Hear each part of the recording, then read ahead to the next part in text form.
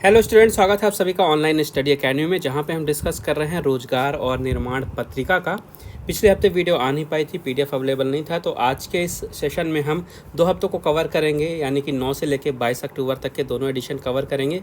देखें क्या कुछ इंपॉर्टेंट है इन 2 हफ्तों में, और सबसे ज़्यादा इंपॉर्टेंट है इस साल के नोबेल पुरस्कार, वो भी आज के ही वीडियो में कवर करेंगे। तो मेक श्योर वीडियो को लास्ट तक जरूर देखेगा। लास्ट में काफ़ी सारे एमसीक्यू भी हैं, तो आइए जल्दी से शुरू करते हैं।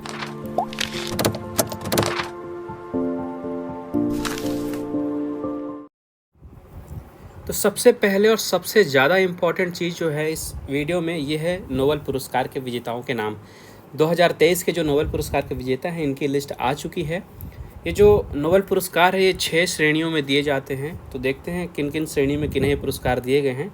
तो सबसे पहले है फिजियोलॉजी या मेडिसिन जिसे कहा जाता है। तो इस क्षेत्र में नोबेल पुरस्कार दिया गया है 2 व्यक्तियों को। ये हैं कातलिन कारिको और ड्रयू वीसमैन। कातलिन कारिको और ड्रयू वीसमैन। इसके बाद है भौतिकी के क्षेत्र में 3 लोगों को नोबेल पुरस्कार दिया गया है इस साल।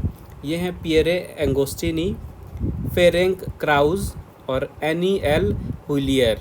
फिर से सुन लीजिए, Pierre Agostini, Ferenc Krausz, Anne L'Huillier. फिर है रसायन विज्ञान में भी 3 व्यक्तियों को इस बार ये पुरस्कार दिया गया है, जो कि हैं मोंगी जी वावेंडी, लुई ई ब्रूस और एलेक्सी आई एकीमो। फिर से देखिए, मोंगी जी बावेंडी, लुई ई ब्रूस और एलेक्सी आई एकीमो। फिर है साहित्य के क्षेत्र में इस वर्ष पुरस्कार दिया गया है जॉन फासे को। अर्थशास्त्र का पुरस्कार दिया गया है क्लाउडिया गोल्डिन को, और इस वर्ष का नोबेल शांति पुरस्कार दिया गया है नरगिस मोहम्मदी को। तो ये 6 कैटेगरी हैं जिनमें पुरस्कार दिए जाते हैं। आप इसका स्क्रीनशॉट ले लीजिए, या इस सेशन की आपको पीडीएफ जो है टेलीग्राम चैनल से मिल जाएगी, वहाँ से डाउनलोड कर लीजिएगा। जो टेलीग्राम का चैनल का लिंक है आपको इस वीडियो के डिस्क्रिप्शन में मिल जाएगा। आइए देखते हैं नोबेल पुरस्कार से जुड़े कुछ और फैक्ट। तो देखिए, जो नोबेल पुरस्कार हैं ये अल्फ्रेड नोबेल के वसीयतनामे के अनुसार स्थापित किए गए थे। अल्फ्रेड नोबेल जो थे, ये डायनामाइट के आविष्कारक थे। तो इनके वसीयतनामे के अनुसार इस अवार्ड को, यानी कि नोबेल प्राइज़ को स्थापित किया गया था। और सबसे पहली बार ये जो नोबेल पुरस्कार है, ये 1901 में दिए गए थे।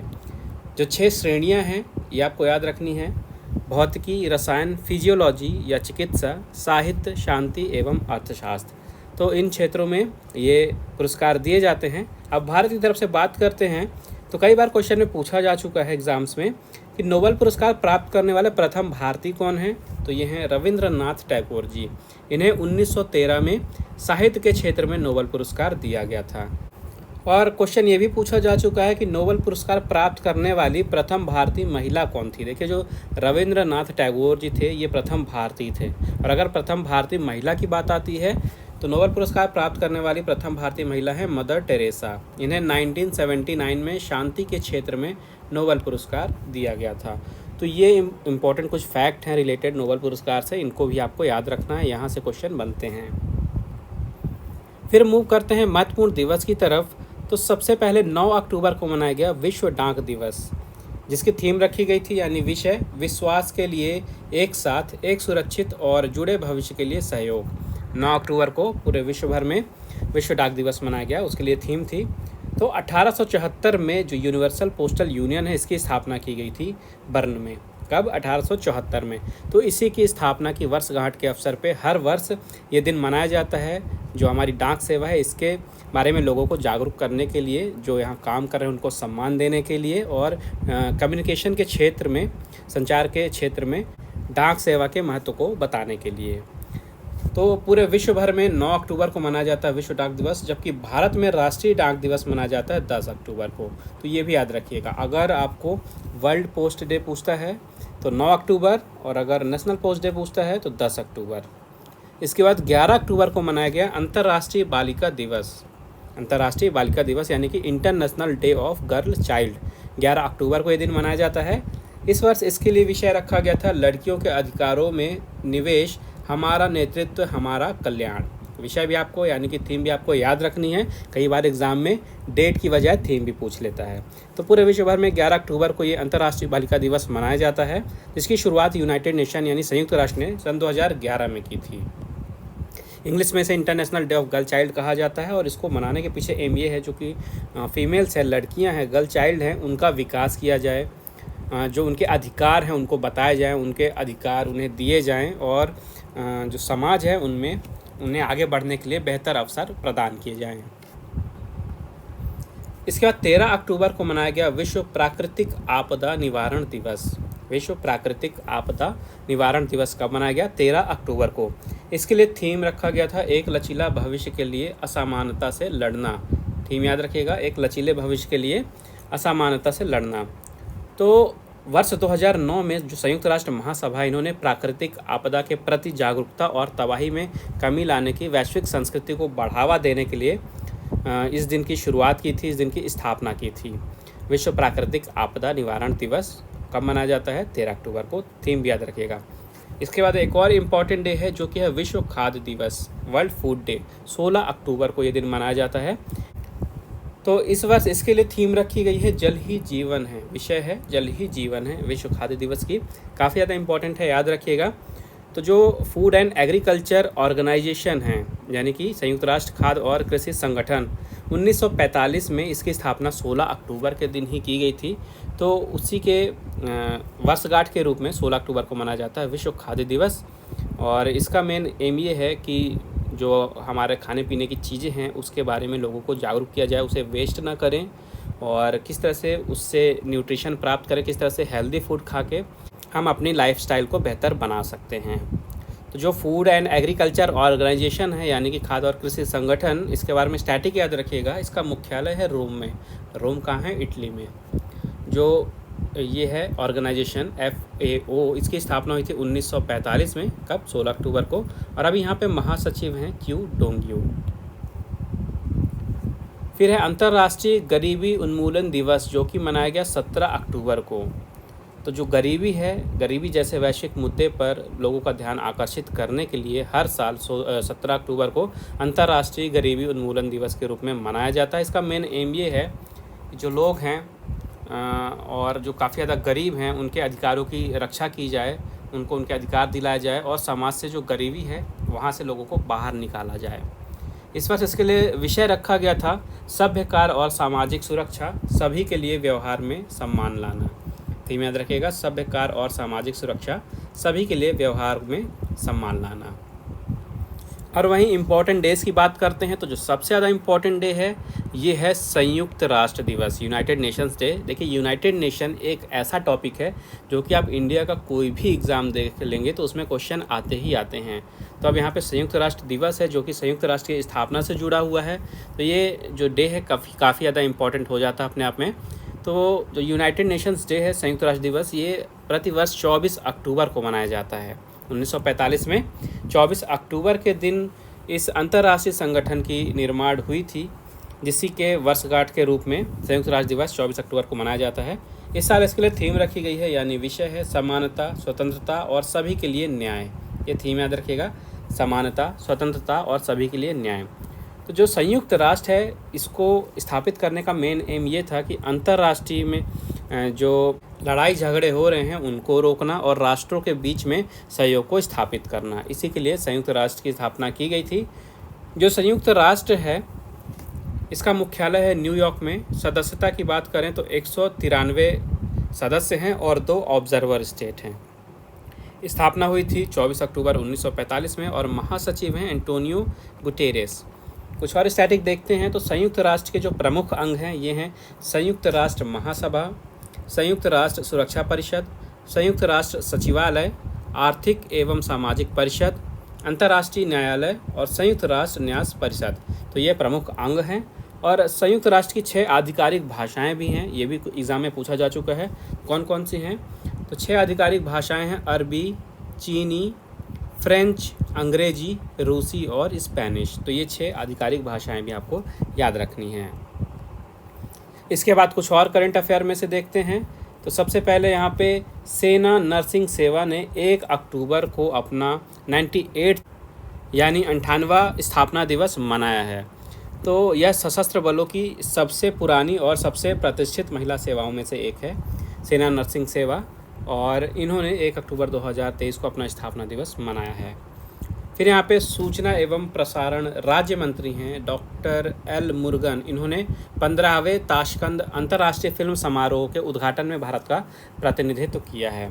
तो ये ताशकंद अंतर्राष्ट्रीय फिल्म समारोह है, ये भारत और उज्बेकिस्तान के बीच में सोवियत काल से ही फिल्म निर्माण के क्षेत्र में मजबूत सहयोग की परंपरा को बढ़ाने के लिए शुरू किया गया था। तो इस साल ये 15वां समारोह था जिसमें भारत का प्रतिनिधित्व किया है। सूचना एवं प्रसारण राज्य मंत्री हैं डॉक्टर एल मुरुगन जी।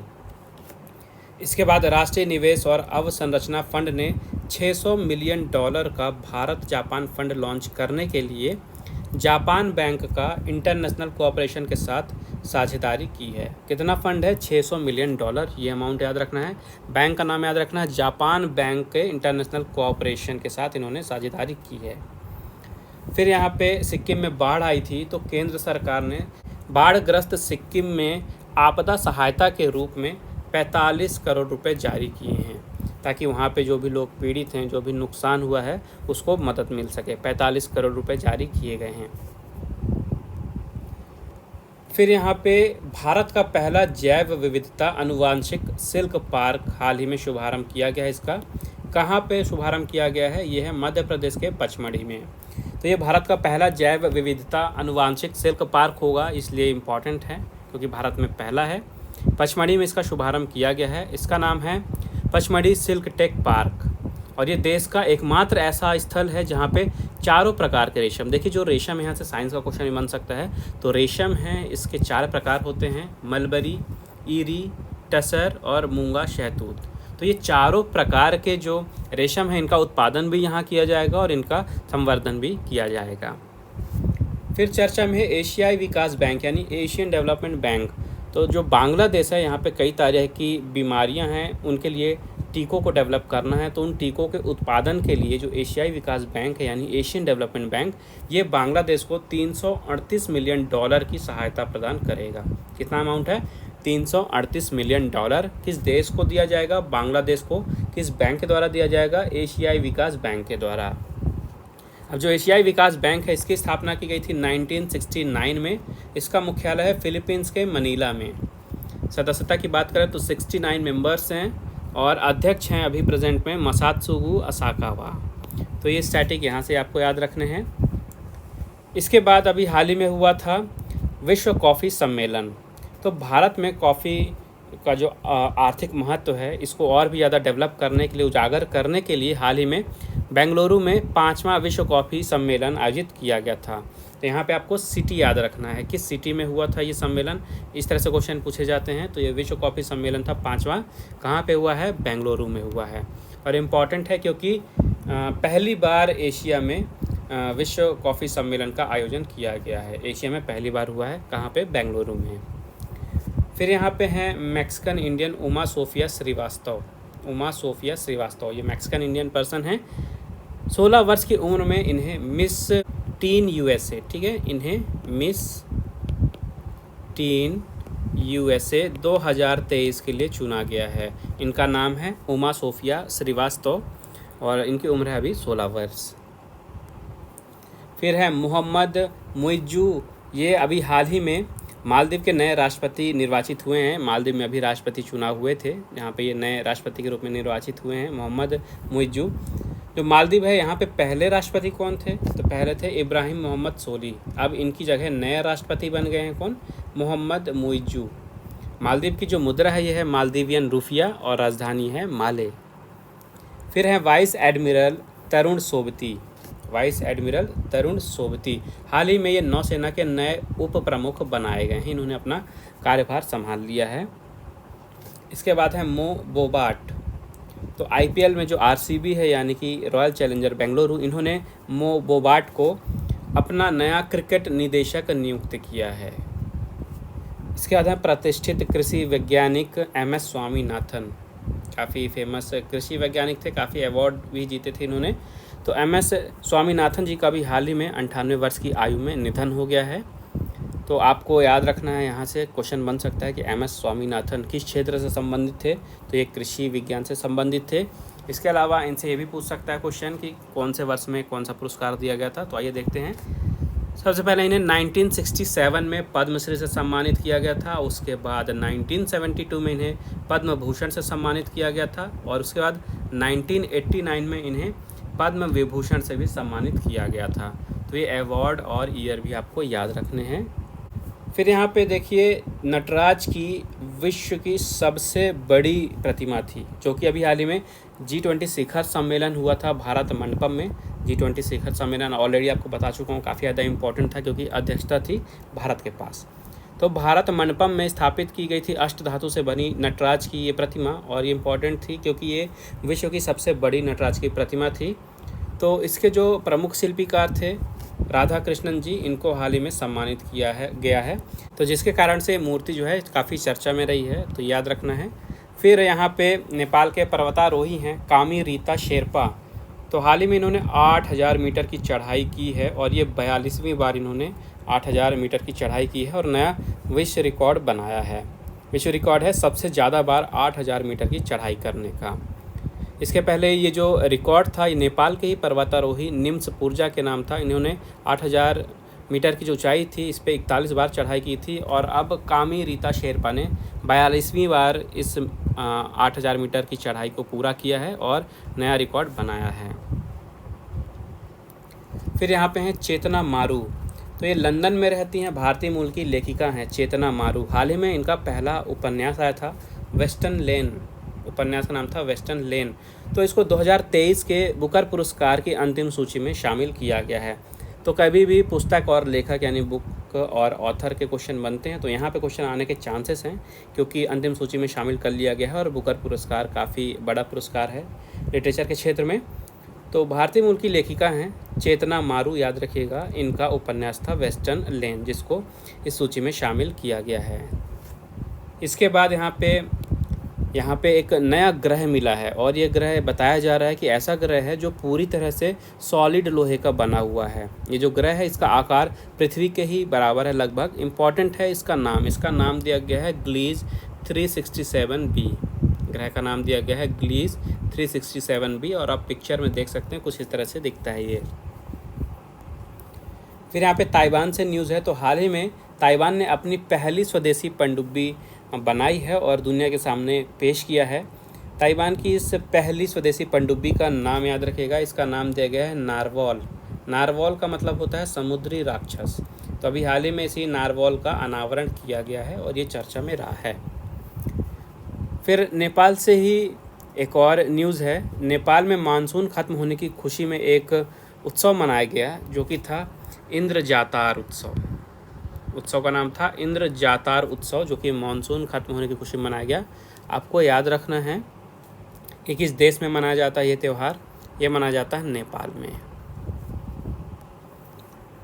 फिर यहाँ पे ऑस्कर के लिए बात करते हैं। 2024 के जो ऑस्कर होंगे उसमें भारत की तरफ से ऑफिशियल एंट्री मिली है 2018 एवरीवन इज़ अ हीरो, ये मूवी का नाम है। ये केरल में आई जो बाढ़ थी, विनाशकारी बाढ़ थी केरल में जब आई थी 2018 में, तो उसी पे आधारित एक मलयालम फिल्म है 2018 एवरीवन इज़ अ हीरो। इसको 2024 के लिए भारत की तरफ से ऑफिशियल एंट्री मिली है ऑस्कर में। फिर यहाँ पे जाम्बिया से न्यूज़ है। तो जाम्बिया में अभी हाल ही में दुनिया का सबसे पुराना लकड़ी का ढांचा मिला है। ये जो ढांचा है ये 4,76,000 साल पुराना बताया जा रहा है और इम्पॉर्टेंट है क्योंकि दुनिया का सबसे पुराना लकड़ी का ढांचा माना गया। इसे कहाँ मिला है ये याद रखिएगा, ये मिला है जाम्बिया में। फिर यहाँ पे हैं रीम फिल्म वन। इनका नाम इम्पॉर्टेंट है काफ़ी ज़्यादा। क्यों? क्योंकि सऊदी अरब की ये पहली महिला पायलट बनी हैं। ठीक है, सऊदी अरब की ये पहली महिला पायलट बनी हैं। इनका नाम है रीम फिल्म वन। फिर यहाँ पे है सरमोली गांव। उत्तराखंड के पिथौरागढ़ ज़िले में है ये सरमोली गांव। तो हाल ही में इसे देश का सर्वश्रेष्ठ पर्यटन गांव घोषित किया गया है। इसको ये अवार्ड दिया गया है नई दिल्ली में अभी हाल ही में। तो याद रखना आपको, उत्तराखंड का गांव है सरमोली गांव, जो कि देश का सर्वश्रेष्ठ पर्यटन गांव घोषित किया गया है। यहाँ पे देखिए मशहूर स्क्रिप्ट राइटर थे प्रयागराज जी। इनका हाल ही में 88 वर्ष की आयु में निधन हो गया है। इन्होंने अमर, अकबर, एंथनी, नसीब और कुली जैसी जो फेमस मूवीज़ थी उनकी स्टोरी लिखी थी। हाल ही में 88 वर्ष की आयु में निधन हो गया है। फिल्म के स्क्रिप्ट राइटर थे, इनका नाम याद रखना आपको, प्रयागराज। फिर यहाँ पे भारतनाट्यम नृत्यांगना हैं सरोजा वैद्यनाथन। हाल ही में 86 वर्ष की आयु में इनका निधन हो गया है। पूछ सकता है कि ये किस नृत्य से संबंधित थी, तो भारतनाट्यम से संबंधित थी। हाल ही में 86 वर्ष की आयु में निधन हुआ है। नाम याद रखिएगा, सरोजा वैद्यनाथन। 2002 में इन्हें पद्मश्री से सम्मानित किया गया था और 2013 में इन्हें पद्म भूषण से सम्मानित किया गया था। ये दो चीज़ें भी याद रखना आपको। फिर यहाँ पे ह्यूस्टन में पहला गांधी संग्रहालय खोला गया है। शांति दूत महात्मा गांधी जी के जीवन और विरासत को समर्पित किया गया है। ये पहला गांधी संग्रहालय जिसका नाम है इटर्नल गांधी संग्रहालय। नाम भी याद रखिएगा, इटर्नल गांधी संग्रहालय। हाल ही में उत्तरी अमेरिका के टेक्सास के ह्यूस्टन शहर में जनता के लिए खोला गया है। इसके बाद यहाँ पे मध्य प्रदेश का टीवीसी है, यानी टेलीविज़न कमर्शियल, इसने प्रथम पुरस्कार जीता है। तो मध्य प्रदेश टूरिज़्म बोर्ड द्वारा हाल ही में लॉन्च किया गया था नया टीवीसी, जिसका जो टाइटल था ये था जो आया वो वापस आया, ये है एमपी की माया। ये टीवीएससी का टाइटल था। तो इसको हाल ही में प्रथम पुरस्कार दिया गया है टूरिज़्म के क्षेत्र में। इसके बाद मूव करते हैं खेल समाचार की ओर। तो सबसे पहले यहाँ पे बात करेंगे एशियन गेम्स की। काफ़ी ज़्यादा चर्चा में रहे हैं, काफ़ी ज़्यादा रिकॉर्ड भी बने हैं भारत की तरफ से। तो जो एशियाई गेम्स थे ये चाइना के हांगझोऊ में आयोजित हुए थे और भारत ने यहाँ पे शानदार प्रदर्शन करते हुए जो टारगेट लिया गया था 100 मेडल जीतने का, अब की बार 100 पार, उससे ज़्यादा मेडल जीते हैं। भारत ने यहाँ पे 107 मेडल जीते हैं, मतलब कि 28 स्वर्ण, 38 रजत और 41 कांस्य पदक सहित भारत ने टोटल 107 पदक जीते इस प्रतियोगिता में और मेडल टैली में यानी पदक तालिका में चौथे स्थान पे रहा है। बात करते हैं सबसे ऊपर कौन रहा है पदक तालिका में। तो प्रतियोगिता में जो चाइना है, चीन है, ये सबसे ऊपर रहा है। चाइना ने टोटल 383 पदक जीते हैं और पदक तालिका में प्रथम स्थान हासिल किया है। इसके अलावा इस वर्ष जो कुछ रिकॉर्ड बने हैं ये देखिए। तो इस वर्ष एशियन गेम्स में कबड्डी में पुरुष एवं महिला दोनों वर्गों ने स्वर्ण पदक जीते हैं। याद रखिए, कबड्डी में पुरुष एवं महिला दोनों ही वर्गों में स्वर्ण पदक जीते गए हैं। क्रिकेट की बात करें तो क्रिकेट में भी पुरुष एवं महिला की जो क्रिकेट टीम थी इन दोनों ही ने स्वर्ण पदक जीते हैं। तो क्रिकेट में भी दोनों में गोल्ड मेडल जीते हैं। इसके अलावा भारत के अनुभवी खिलाड़ी हैं जो कि बैडमिंटन से रिलेटेड हैं, सात्विक साईराज रंकीरेड्डी और चिराग शेट्टी। इन दोनों की जोड़ी ने एशियन गेम्स में पहली बार भारत को बैडमिंटन में स्वर्ण पदक दिलाया है। तो बैडमिंटन में पहली बार भारत को गोल्ड मेडल मिला है। इसके अलावा भारतीय पुरुष हॉकी टीम ने एशियन गेम्स में शानदार प्रदर्शन किया और फाइनल में जापान को हराया और स्वर्ण पदक जीता है। इसके साथ ही साथ भारतीय जो पुरुष हॉकी टीम है ये वर्ष 2024 में पेरिस में जो ओलंपिक होंगे उसके लिए भी ये क्वालिफाई कर गई है। तो एक डेटा ये मिल गया आपको कि 2024 के ओलंपिक कहाँ होने हैं, पेरिस में। इसके अलावा नीरज चोपड़ा ने भी वहाँ पे ज्वेलिन थ्रो में गोल्ड मेडल जीता है। स्क्वाश में भी भारत ने गोल्ड मेडल जीता है। और यहाँ पे भारत की स्टार गोल्फर अदिति अशोक, इन्होंने एशियन गेम्स में महिला व्यक्तिगत स्पर्धा में रजत पदक जीता है और इन्होंने इतिहास बनाया है। वह भारत की तरफ से पहली महिला गोल्फर बन गई हैं जिन्होंने एशियन गेम्स के इतिहास में पदक जीता है। इसके बाद बात करते हैं 2030 में होने वाले फुटबॉल विश्व कप की। तो इसकी जो मेज़बानी है ये 6 देशों को दी गई है। पहली बार हुआ है कि इतने ज़्यादा देशों को मेज़बानी दी गई है। तो जो प्रतियोगिता है 2030 में होगी। तो जो उद्घाटन मैच हैं ये अर्जेंटीना, उरुग्वे और पराग्वे में खेले जाएंगे और जो बाकी की प्रतियोगिता है ये स्पेन, मोरक्को और पुर्तगाल को सौंपी गई है। तो ये 6 देश हैं जहाँ पे प्रतियोगिता होगी, ये याद रखिएगा। इसके बाद है यहाँ पे चाइना ओपन 2023 टेनिस की प्रतियोगिता। चाइना ओपन 2023 टेनिस की प्रतियोगिता जिसे ईगा स्वितेक ने जीता है। इन्होंने फाइनल में ल्यूडमिला सेमसोनोव को हराकर इस प्रतियोगिता को जीता है। किसने जीता है? ईगा स्वितेक ने। फिर यहाँ पे बेल्जियम के दिग्गज फुटबॉलर हैं एडेन हज़ार्ड। इन्होंने हाल ही में पेशेवर फुटबॉल से संन्यास लेने की घोषणा कर दी है। तो पूछ सकता है एडेन हज़ार्ड किस खेल से संबंधित है? फुटबॉल से संबंधित हैं। किस देश के लिए खेलते थे? बेल्जियम के लिए खेलते थे। फिर यहाँ पे चाइना ओपन टेनिस टूर्नामेंट के बाद देखते हैं टोक्यो ओपन टेनिस टूर्नामेंट है। टोक्यो ओपन टेनिस टूर्नामेंट इसे जीता है रूस की खिलाड़ी हैं वेरोनिका कुदेरमेतोवा। इन्होंने फाइनल में अमेरिका की जेसिका पेगुला को हराकर इस वर्ष का टोक्यो ओपन 2023 का टेनिस प्रतियोगिता जीत लिया है। इसके बाद है ईरानी ट्रॉफ़ी, जो कि क्रिकेट की प्रतियोगिता है, भारत में घरेलू क्रिकेट की प्रतियोगिता है ईरानी ट्रॉफ़ी। तो इस वर्ष का जो फाइनल था ये शेष भारत और सौराष्ट्र के बीच में हुआ था, जिसमें शेष भारत की टीम ने फाइनल में सौराष्ट्र को हरा के इस वर्ष की ईरानी ट्रॉफ़ी क्रिकेट प्रतियोगिता जीत ली है। फिर यहाँ पे भारत के युवा बैडमिंटन खिलाड़ी हैं आयुष शेट्टी। तो अभी हाल ही में अमेरिका में आयोजित हुई थी विश्व जूनियर बैडमिंटन चैंपियनशिप। यहाँ पे इन्होंने शानदार प्रदर्शन किया है और इस प्रतियोगिता में कांस्य पदक जीता है। ठीक है, यहाँ पे कांस्य होगा, तो कांस्य पदक जीता है इन्होंने इस प्रतियोगिता में। फिर यहाँ पे भारत की युवा फुटबॉल टीम है, इन्होंने पाकिस्तान को फाइनल में हरा के इस वर्ष का सैफ अंडर 19 फुटबॉल चैंपियनशिप का खिताब जीता है। ये जो प्रतियोगिता है ये नेपाल में आयोजित हुई थी, जहाँ पे फाइनल हुआ था भारत और पाकिस्तान के बीच में, जहाँ पे भारत ने फाइनल में पाकिस्तान को हराया और इस वर्ष का सैफ अंडर 19 फुटबॉल चैंपियनशिप जीत लिया है। फिर यहाँ पे फार्मूला 1 रेसिंग की बात करते हैं तो नीदरलैंड के दिग्गज कार रेसर हैं मैक्स वर्स्टैपेन, जो कि प्रेजेंट में F1 के वर्ल्ड चैम्पियन भी हैं। तो मैक्स वर्स्टैपेन ने 2023 की कतर ग्रैंड प्रिक्स रेस जीत ली है। नीदरलैंड्स के कार रेसर हैं, याद रखिएगा, 2023 की कतर ग्रैंड प्रिक्स इन्होंने जीत ली है। और ये किस टीम के लिए रेसिंग करते हैं ये भी याद रखिएगा, तो ये रेसिंग करते हैं रेड बुल के लिए। फिर यहाँ पे देखते हैं इम्पॉर्टेंट MCQ। सबसे पहले यहाँ पे खेल के क्वेश्चन हैं। पहला क्वेश्चन है सेरेना विलियम्स ने ओलंपिक खेलों में टेनिस में कितने स्वर्ण पदक जीते हैं? तो इन्होंने 4 स्वर्ण पदक जीते हैं। फिर है मैरी अब्स, ये किस देश की दिग्गज महिला फुटबॉलर हैं? तो ये फुटबॉल खेलती हैं इंग्लैंड के लिए। फिर है इनमें से किस देश ने अब तक फीफा फुटबॉल वर्ल्ड कप नहीं जीता है? तो अब तक पुर्तगाल ने फीफा फुटबॉल का विश्व कप नहीं जीता है। फिर है नीरज चोपड़ा के अलावा ओलंपिक खेलों में भारत के लिए व्यक्तिगत वर्ग में स्वर्ण पदक जीतने वाले खिलाड़ी कौन हैं? तो ये खिलाड़ी हैं अभिनव बिंद्रा। ठीक है, अभिनव बिंद्रा, इन्होंने गोल्ड मेडल जीता था, उसके बाद नीरज चोपड़ा ने जीता है।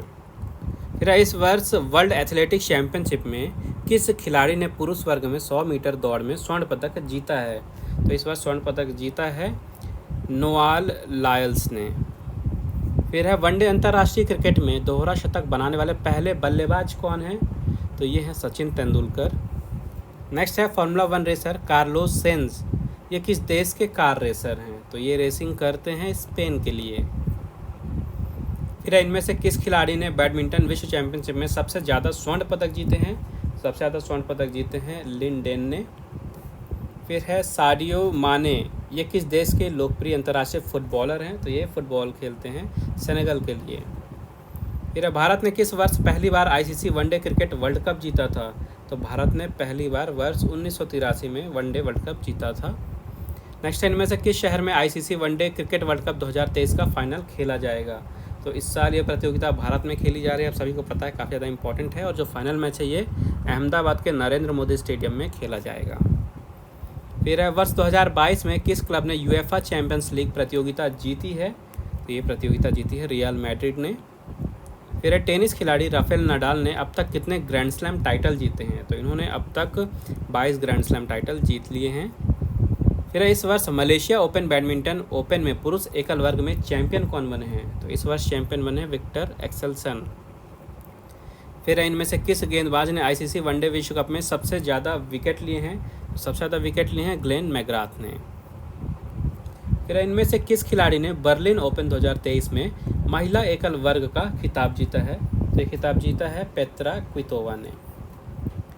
फिर इनमें से किस देश का राष्ट्रीय खेल गोल्फ है? तो गोल्फ जो है ये राष्ट्रीय खेल है स्कॉटलैंड का। फिर हाल ही में फुटबॉल से संन्यास लेने वाली महिला खिलाड़ी मेगन रेपिनो, ये किस देश की फुटबॉलर थी? तो ये फुटबॉल खेलती थी अमेरिका के लिए।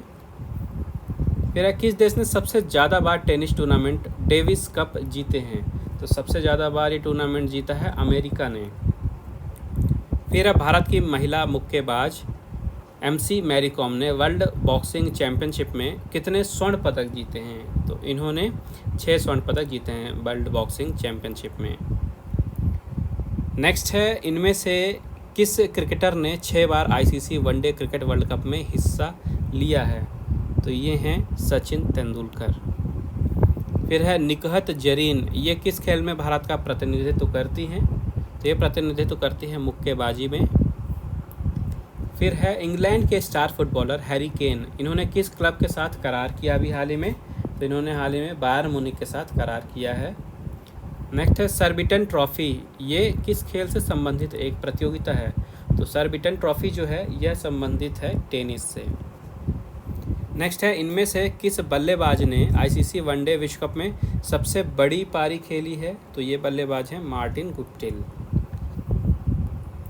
इसके बाद देखते हैं निर्वाचन आयोग से संबंधित कुछ क्वेश्चन हैं। पहला क्वेश्चन है भारतीय संविधान के किस अनुच्छेद के तहत निर्वाचन आयोग का प्रावधान किया गया है? तो ये है अनुच्छेद 324। नेक्स्ट है भारतीय संविधान के किस भाग में निर्वाचन आयोग की व्यवस्था की गई है? तो यह है भाग 15। फिर भारतीय संविधान के किन अनुच्छेदों के तहत निर्वाचन आयोग की व्यवस्था की गई है? तो यह है अनुच्छेद 324 से 329।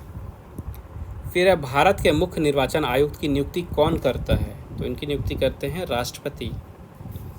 नेक्स्ट है निर्वाचन आयुक्त को किसके द्वारा हटाया जा सकता है? तो इन्हें मुख्य निर्वाचन आयुक्त के परामर्श पर राष्ट्रपति के द्वारा हटाया जा सकता है। नेक्स्ट है राज्य निर्वाचन आयोग की स्थापना राज्यपाल इनमें से किस अनुच्छेद के तहत करता है? तो ये अनुच्छेद है 243 फिर मुख्य चुनाव आयुक्त को पदच्युत किसके द्वारा किया जा सकता है? तो इन्हें उस प्रक्रिया के द्वारा पदच्युत किया जा सकता है जो सर्वोच्च न्यायालय के न्यायाधीशों द्वारा लागू की जाती है। फिर है भारत के मुख्य निर्वाचन आयुक्त का पद किसके समकक्ष होता है? ये समकक्ष होता है सर्वोच्च न्यायालय के न्यायाधीशों के। फिर है भारत में राजनीतिक दलों को मान्यता इनमें से कौन प्रदान करता है? तो भारत का जो निर्वाचन आयोग है ये राजनीतिक दलों को मान्यता देता है। नेक्स्ट है राष्ट्रपति का चुनाव इनमें से किसके द्वारा संचालित कराया जाता है? तो निर्वाचन आयोग के द्वारा संचालित किया जाता है भारत में राष्ट्रपति का चुनाव। नेक्स्ट है आम चुनाव की अधिसूचना कौन जारी करता है? तो जो राष्ट्रपति हैं ये अधिसूचना जारी करते हैं आम चुनावों की। फिर है निम्न में से किसका संबंध चुनाव आयोग से नहीं है? तो चुनाव की अधिसूचना जारी करना भी हमने पिछले क्वेश्चन में देखा, ये किया जाता है राष्ट्रपति के द्वारा। तो जो चुनाव की अधिसूचना जारी करना ये संबंधित नहीं है चुनाव आयोग से। फिर है राष्ट्रीय मतदाता दिवस कब मनाया जाता है? तो ये मनाया जाता है 25 जनवरी को। नेक्स्ट है भारत के विविध निर्वाचनों के लिए निम्नलिखित में से कौन सी निर्वाचन प्रणालियाँ स्वीकार की गई हैं? तो यहाँ पे वयस्क मताधिकार के आधार पर प्रत्यक्ष निर्वाचन प्रणाली और इसके साथ ही साथ एकल संक्रमणीय मत के द्वारा अनुपातिक प्रतिनिधि की प्रणाली, ये दोनों स्वीकार की गई हैं। फिर है संसद सदस्य की अयोग्यता संबंधी विवाद पर कौन निर्णय देता है? तो इस पर निर्णय देता है निर्वाचन आयोग के परामर्श से राष्ट्रपति के द्वारा। फिर है चुनाव आयोग 3 सदस्यीय आयोग किस वर्ष बना था? तो चुनाव आयोग जो है ये 1989 में 3 सदस्यीय आयोग बन गया था। फिर भारतीय संविधान का कौन सा अनुच्छेद लोकसभा एवं विधानसभा के प्रतिनिधियों को निर्वाचित करने अर्थात वयस्क मताधिकार का अधिकार प्रदान करता है? तो यह है अनुच्छेद 326। फिर निर्वाचन आयोग के गठन के समय यह कितने सदस्यीय निकाय था? तो उस समय 1 सदस्यीय निकाय था। फिर दिनेश गोस्वामी समिति, इसका संबंध किससे था? इसका संबंध था निर्वाचन सुधारों से। फिर है राज्य निर्वाचन आयोग इनमें से क्या है? तो राज्य निर्वाचन आयोग एक संवैधानिक निकाय है।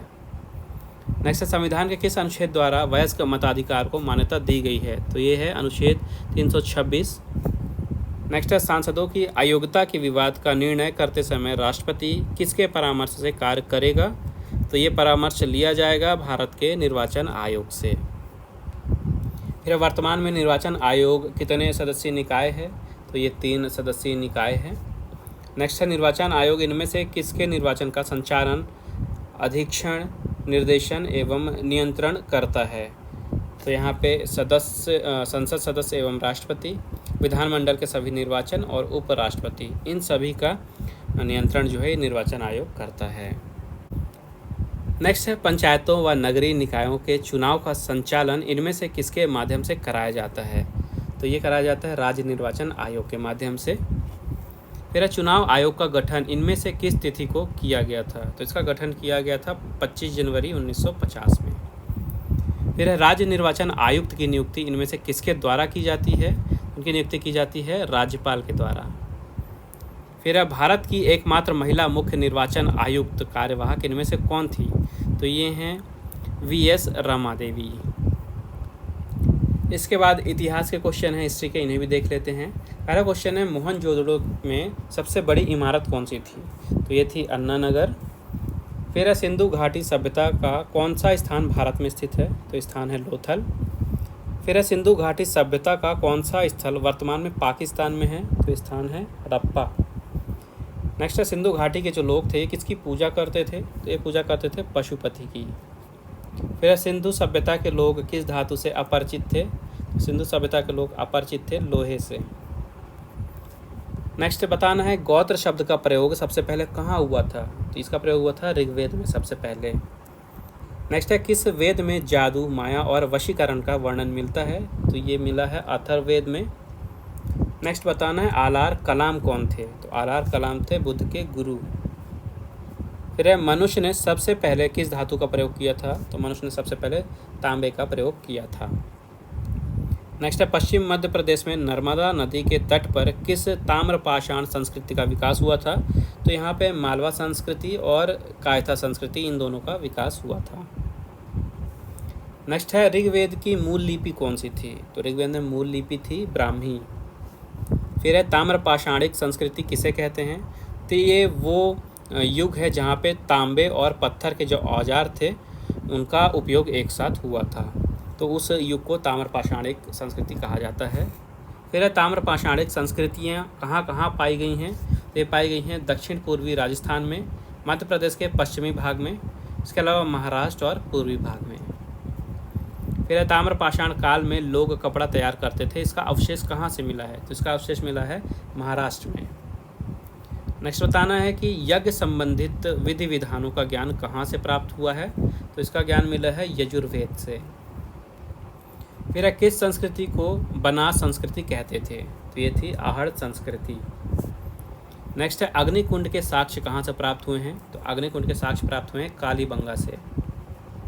फिर सबसे पहले 1837 में अशोक के अभिलेखों को किसके द्वारा पढ़ा गया था? तो सबसे पहले इसे पढ़ा गया था जेम्स प्रिंसेप के द्वारा। नेक्स्ट आपको बताना भारत के सबसे प्राचीन अभिलेख किस शासक के प्राप्त हुए हैं? तो ये अभिलेख थे अशोक के। फिर वैदिक युग में प्रचलित लोकप्रिय शासन प्रणाली कौन सी थी? तो ये प्रणाली थी वंश परंपरागत राजतंत्र। नेक्स्ट बताना है वेद जो शब्द है इसका अर्थ क्या होता है? तो वेद का मतलब होता है ज्ञान। नेक्स्ट बताना है सत्यमेव जयते शब्द जो है ये कहाँ से लिया गया है? तो सत्यमेव जयते शब्द लिया गया है मुंडकोपनिषद से। फिर है पुरुषमेध का उल्लेख किस ग्रंथ से हुआ है? तो पुरुषमेध का उल्लेख हुआ है शतपथ ब्राह्मण से। तो आज के सेशन में बस इतना ही। आई होप आपको वीडियो यूज़फुल लगी होगी। वीडियो पसंद आए तो वीडियो को लाइक ज़रूर करिएगा और ज़्यादा से ज़्यादा शेयर कीजिए अपने दोस्तों के साथ। चैनल को सब्सक्राइब नहीं किया है तो सब्सक्राइब करके बेल नोटिफिकेशन ऑन कर लीजिए ताकि जैसे ही अगला अंक प्रकाशित हो उसकी वीडियो आए तो आपको नोटिफिकेशन मिल जाए। इस सेशन की PDF आपको टेलीग्राम चैनल पर मिल जाएगी। टेलीग्राम की लिंक आपको इस वीडियो के डिस्क्रिप्शन में मिल जाएगी जिसे आप ज्वाइन कर सकते हैं, जहाँ पर आपको job alerts, daily vocab, GK, current affair, important newspaper, magazine की PDF सब कुछ एक प्लेस पे अवेलेबल है, वहाँ मिल जाएगी। इसके अलावा प्लेलिस्ट में प्रतियोगिता दर्पण के भी विश्लेषण अवेलेबल हैं। सबसे ज़्यादा इंपॉर्टेंट मैगजीन मानी जाती है इंडिया में एग्जाम के लिए प्रतियोगिता दर्पण, तो उसे भी ज़रूर चेकआउट करिएगा। बाकी मिलेंगे नेक्स्ट वीडियो में, तब तक के लिए take care and thank you guys.